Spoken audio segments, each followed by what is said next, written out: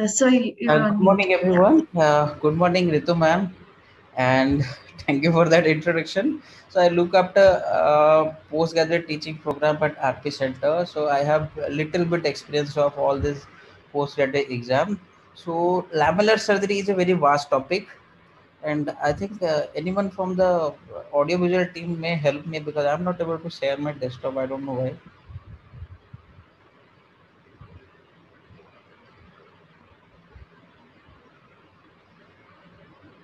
Yes, sir. I will just connect you to the EV team. Just a second.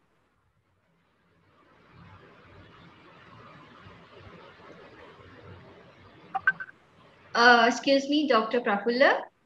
Yeah, I hope it is visible now. and Yes, I it don't is. know At least I can see if it. I my think slides yes. are visible.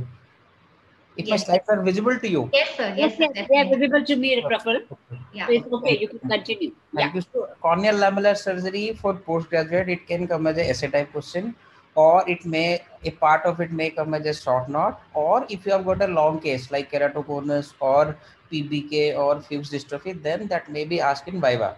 So I'm not going into the detail of it because 15 minutes will be too less. So whatever the content that is there in my PPT, it's basically from this review article. All these are open access article. You can go through that if you want to know detail about it. So what is a lamellar surgery? Basically, it's a disease-specific corneal layer replacement. I'll just explain with this ASOCT picture. You can see this is an intersegment OCT picture of Reese-Buckler corneal dystrophy. There was enterostromal subepithelial deposit. Instead of removing the entire cornea, what we have done is we have just replaced this anterior part.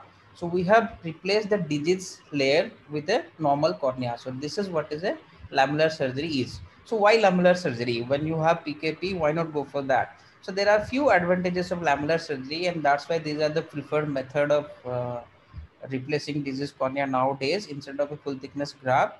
So first is decreased risk of graft rejection. You know, the antigenic load with lamellar surgery is less compared to PKP, and that is exactly reflected in the form of reduced rate of graft rejection. And you know, graft rejection is the most common cause of graft failure. So if you want to have a graft survivability which is much longer, then lamellar surgery is preferred. If you just compare the graft rejection rate, these are average rates of rejection. In PKP it's almost 25 to 30, in DAL somewhere around 3 to 5, in DSEC it's 7 to 14, and DMEC it's less than 1%. So this is often asked by few examiners in Viva, so you can remember this figure. So you can see lamellar surgery will lead to a reduced rate of graft rejection. The other important advantage is those who must have seen PKP video, they will be able to know this. The PKP is an open sky procedure, right? You are at one particular stage, your globe is completely open, and the complications like suprachoroidal hemorrhage, all these things can occur, but these complications are not there in lamellar surgeries. Third is one donor, multiple uses. This is very useful in setup like India, where the donor tissue requirement is high, but the supply is deficit. You can use one donor cornea. You can use the posterior part for posterior lamellar keratoplasty and anterior part for anterior lamellar keratoplasty. Last but important is stable wound. In PKP, if you are posted in emergency services and if you have a cornea transplant services at your center, then you must have noticed few cases of graft dehiscence following trivial trauma. So remember, the normal tensile strength of cornea and the tensile strength that is achieved after suturing the graft is never same. Okay, so your penetrating graft is definitely weaker compared to a normal cornea. So with trivial trauma, there could be dehiscence. Dehiscence can occur following lamellar also. However, the tensile strength is relatively better in lamellar keratoplasty. So which are the different type of lamellar surgeries are there? So you can classify in two ways. One either anterior posterior, and the other one is depending the layer you are transplanting. Okay. So if you are transplanting the Bowman's layer, then it is called isolated Bowman layer transplant. If you are transplanting the stroma, so this can be classified depending on the depth to which you are removing the host cornea. If you are simply removing the 130 to 150 micron superficial, then we call it SALC. If it is 250 to 350, we call it ALTK, anterior lamellar therapeutic keratoplasty. If you are removing almost 90% depth, then we call it pre-descemetic DALC. If it is complete bearing, then you can call it a descemetic DALC. Endothelium DM complex, you must have heard of this technique, DSEC, DMEC and PDEC. DSEC is basically endothelium decimate with little bit of stroma. DMEC is only transplantation of the decimate endothelium complex. Okay, PDEC decimate endothelium and with that Duas layer. Okay, so these are the different groups. Easiest way to remember is anterior LK and posterior LK. Anterior LK is stroma and Bowman's membrane. Posterior LK is your descemet and endothelium layer transplant. Okay, Bowman's layer transplant, I haven't done any of this procedure till now. So this is a picture I have taken from the authors of the proponent of the original article, that is Van Dijk et al. They have proposed this technique. The technique is simple. You remove the epithelium, then create a 360-degree gutter using a needle, and then using a blunt forceps you can peel the Bowman's layer.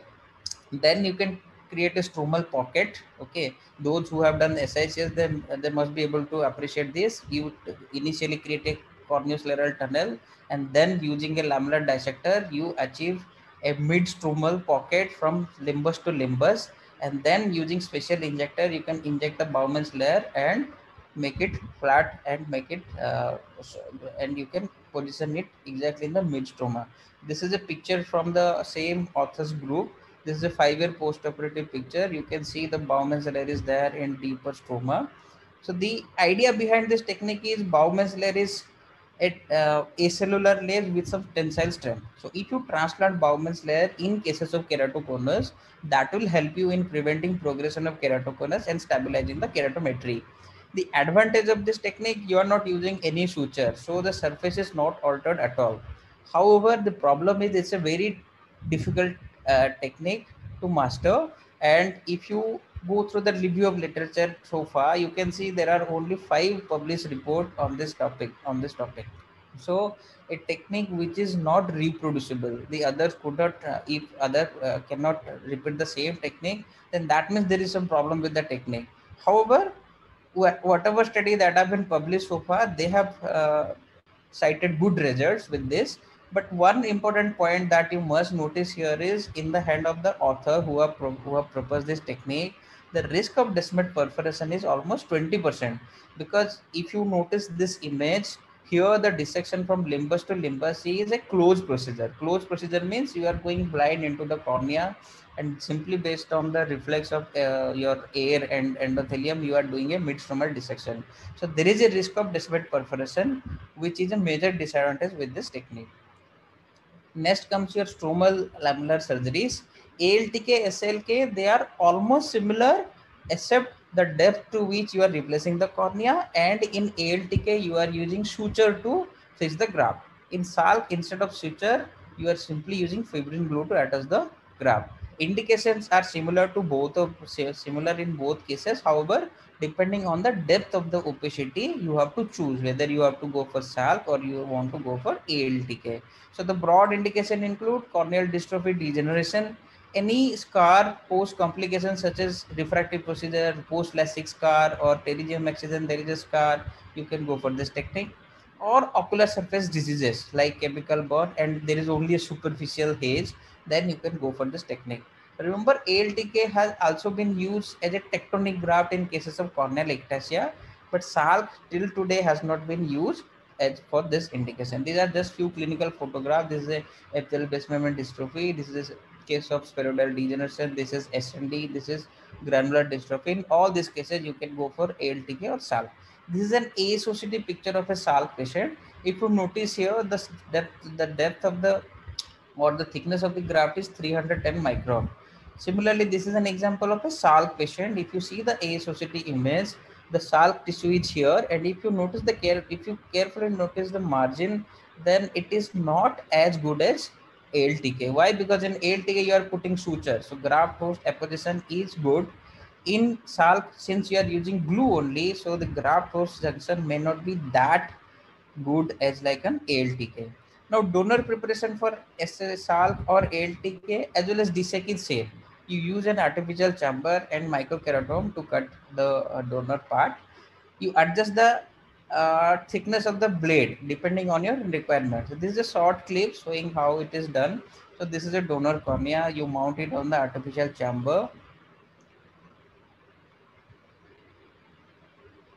and then you choose appropriate size microkeratome head.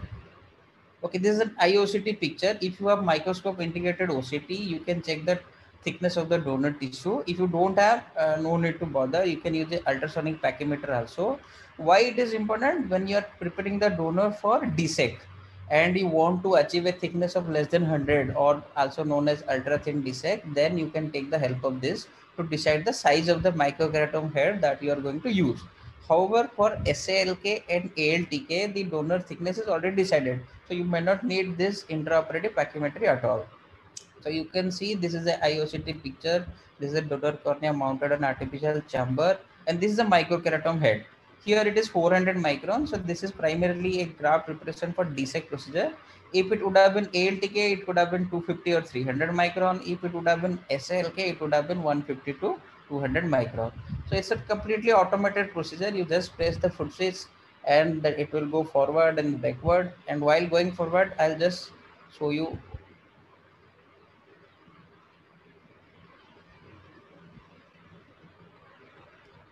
Okay, you can see this anterior lamella comes out like this. You can pull it out with McPherson or Klim's forceps and use it for interlamellar keratoplasty. Whatever remaining behind, this is the posterior lamella, and this can be used for dissect procedure. So donor preparation is with microkeratome.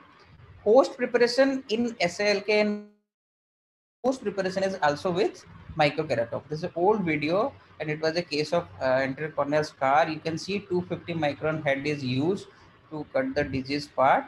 You can see this is the disease cornea that is coming out. Once you have removed the anterior part, the posterior cornea is little bit clear.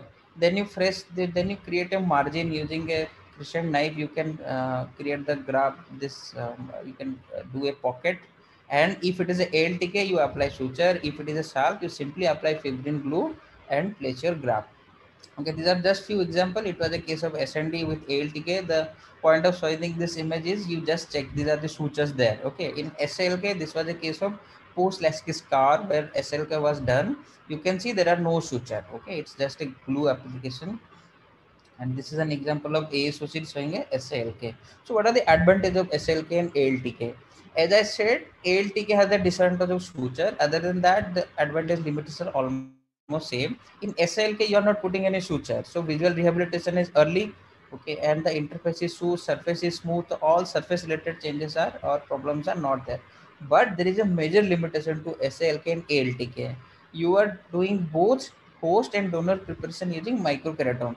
So you are not deciding. In manual trephine, you can take any specific size like 8 mm, 9 mm and do a trephination. But this is not there in SALK or ALTK. And remember, when your microkeratome is used, the size of the donor or host cut depends on a lot of factor. Most important is pressure inside the anterior chamber, artificial anterior chamber, and the head you are using, the keratometry. So all these factors decides what is the diameter of your host and donor cut will be. So even at times it may happen there your host is 9 mm and you get a donor tissue of 8 mm. So there could be mismatch, and that may lead to some wastage of tissue, and at times you may have to put suture because if the gap is too much, then you have to apply suture. Okay, so ALTK, as I said, it is similar to SLK. Other than that, you have to put sutures here. Now coming to DLK, I'm not going to detail up all the procedure because 15 minutes won't be sufficient. I'm just touching the important points so that will help you in Viva or your theory questions. So DLK types, various authors classify it different way. So you can remember, you can classify it as decimatic and pre-decimatic. Pre-decimatic means you have reached almost 90%. Decimatic means you have bared the stroma till decimate membrane. Okay, so why this pre-decimatic decimatic classification is important? Because remember, in the visual function following DLK depends on the residual stromal bed. How much stroma you are leaving, that decides your visual acuity. There was a study by Arjaman et al. Where they found that if your stromal thickness is less than 20 micron, the quality of vision is as good as penetrating keratoplasty. If it is between 20 to 80, then your final BCVA, whatever you record on Snellen's, will be same as that of PKP, but there will be reduced contrast sensitivity. So contrast will be affected.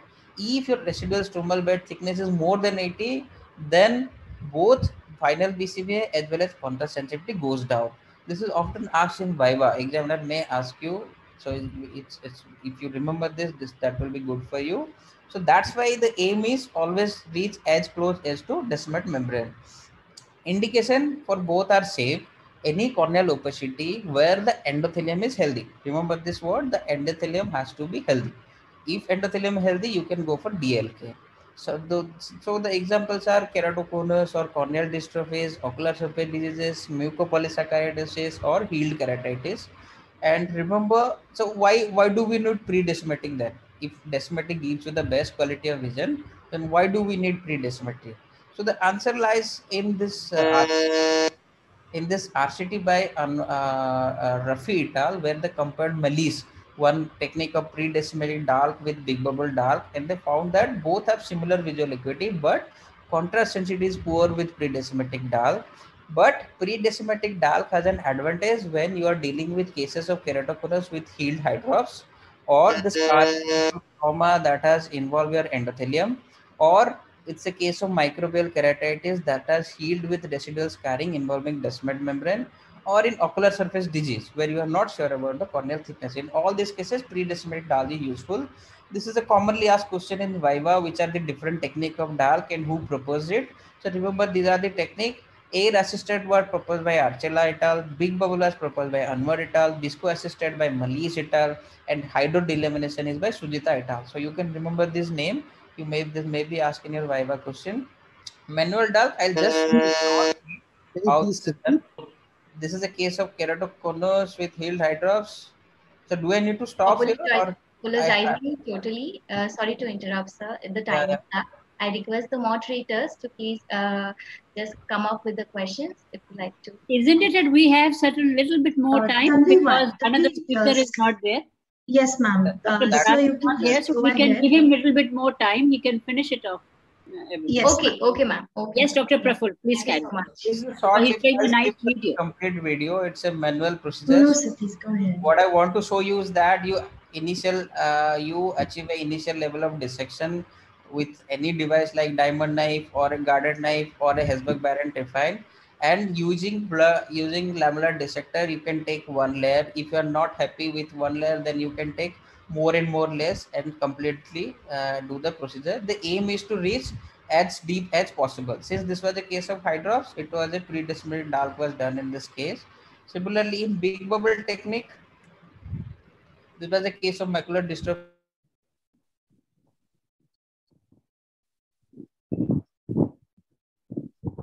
Sir, initially you created 2/3 depth or 70% depth by a Hesburgh-Barrett refine. Then you create a pocket and inject your air bubble and inject the air to achieve a big bubble. Here I would request you to remember this clip because it will help you in understand later on. I'll show you one slide. Okay, so here you can appreciate there are two types of bubbles are here. Okay, one is central 8 mm, this bubble, and another one, although not complete, little bit extending into periphery. Remember, this first one is known as type 1 bubble, this is known as type 2 bubble. What is this? I'll just show you one animation. So when you are dealing with big bubble dark, this they may ask you in exam, what are the different types of bubble? So if this is the enterostroma, this red one is your Duas layer which extend around 8.5 mm, all the fiber extending periphery. This is your descemet which extend from Swalbase line to Swalbase line. Okay, so if you inject air, if it is a type 1 bubble, the detachment will be between Duas layer and stroma. If it is a big bubble formed at or type 2, the bubble has formed between your descemet and stroma. Okay, so this is the photograph from one of the article by Dua et al. If you have achieved a type 1 bubble near Dua's layer, it will be little bit granular, but if it is a type 2, it will be very smooth. So in that picture, in that clip, we had type 2 as well as 1. So that is known as a type 3 bubble. Femto assisted, I am not going to detail of this. Advantage of DLK over PKP I have already enumerated initially, but remember DLK has its own limitation. Important is interface haze and higher order aberrations. Posterolamellar keratoplasty, time is not that much, so I'll just show you one clip of dissect how it is done. So donor preparation is already there. The basic concept is using descemet scoring. You remove the descemet and disease endothelium. Then you take help of any glide and put the graft inside anterior chamber, and you use air tamponade to let the graft attach to the posterior surface of stroma. Similarly, in DMEC, instead of stroma, we simply replace the descemet membrane only. This is a short clip. This donor preparation, this is basically I have learned from Dr. Basak. You use 2 trephines, 9.5 initially, then make a partial thickness cut, then peel the descemet and pull it up and leave little bit attachment. Then you use a skin trephine to mark it, FP, anything you can mark. Then take appropriate size trephine and cut a DMEC size of 8 or 7.5. This was a case of healed viral keratouveitis. It was a phakic patient. So you remove the descemet membrane of the diseased cornea and replace it with a donor graft. This was the donor DMEC roll, as you can see. And inserting, you can use any injector like ICL cartridge or IOL cartridge, and you can simply inject it. This is the use of, here I have used a D cartridge of Alcon IQ lens to insert the graft. So the basic difference between DSEC DMEC, I have already told. In DSEC there is a stroma. So you need a microkeratome. Because of stroma there is interface haze. Because of stroma the visual recovery is delayed and hyperopic shift will be there. These things are not there in DMEC, but the problem with DMEC is you have to practice. You need practice. In early stages, the chances of loss of tissue, graft dislocation, primary graft, all these are quite high. These are just last few slides. This may be asked in Viva question. That's why I put this. They may ask what are the different method of donor insertion in DSEC. Remember, you can use forceps such as Bucin TAN, but they have high endothelial loss. You can use glides like TAN endoglide, Bucin seed glide, endosetter, or you can use this folding or taco technique. In DMEC preparation, which are the different technique? Remember this name scuba, because the author may ask, the examiner may ask you what do you mean scuba. Scuba is a technique where the DMEC tissue preparation is under cortisol or under BSS. Punch and stain is the most commonly followed technique nowadays. I have shown you that picture here. So these are the various insertion device. Remember this inserter goiter. Examiner may ask you, tell me some specific inserter for DMEC. It's a goiter inserter, and this is a preloaded DMEC tissue. Okay, so that is available in Western countries nowadays. Complication, just I'll name the complication. Specific to lamellar procedure, interface haze, commonly seen in DLK 3 to 5%. Usually affect contrast sensitivity only. If it is significant, you can go for replacement of the graft. Interface fluid can occur in both LK as well as DSEC. If it is there in central and affecting visual acuity, you have to either drain it or you have to do a rebubbling in case of endothelial keratoplasty. Interface keratitis is there. It's difficult to treat because antibiotic cannot penetrate. You cannot take a sample. Most often you have to rely upon a therapeutic graft. Primary graft failure is usually seen in endothelial procedure, endothelial keratoplasty. Graft dislocation is also common in DMEC.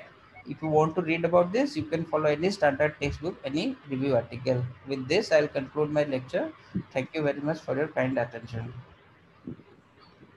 And sorry for the extra time that I took. Yeah, but then it was such a vast topic and very difficult to cover in 15 minutes, you know.